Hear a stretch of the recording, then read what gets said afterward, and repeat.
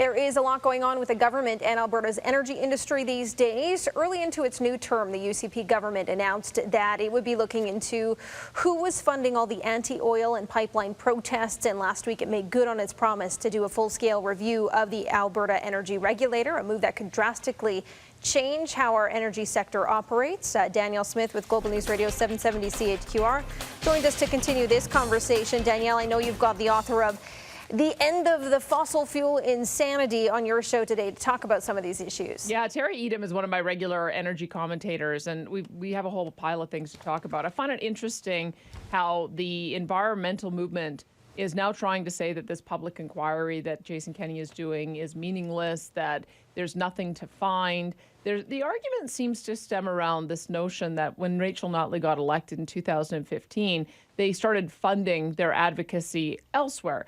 But what we've begun to see in the last couple of weeks is that they're just funding it in a different way. So Paula Berman, for instance, last week it was announced she got a $2 million payment, structured as a personal gift, to essentially do more advocacy to try to prevent any new construction of oil and gas developments.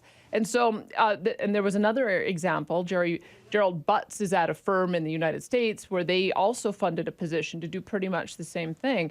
And so what we're seeing now is that rather than do just a general granting to environmental organizations, it looks as though they're funding particular activists who've been particularly successful in helping to lead efforts to landlock Alberta oil. So it still very much needs to have an investigation into it, because the big question is this a legitimate purpose for a charitable educational foundation to do? I mean, it's one thing to research and do papers looking at the issue of climate science and coming up with the latest information. It's quite another to target a particular jurisdiction to landlock their oil when you're not targeting anyone else. So I'm looking forward to seeing how that one unfolds. But we also have big problems. I mean, we have a problem with our abandoned wells not being reclaimed, and that is something that they're going to be launching a new investigation into. They have also fired the entire board, lots of problems over expense issues, and one of their programs that was essentially giving consulting advice to jurisdictions elsewhere,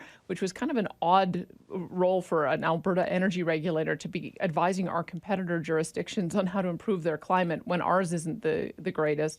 And then as well, we're looking at changes to the pipeline toll for Enbridge, which everybody in the industry seems to be really mad at, saying that it's going to create even more problems. So there's a variety of issues on the energy front that we're going to get into today. And you can listen along to Danielle's show starting at 9:30 today on Global News Radio. Thanks, Danielle. Thank you.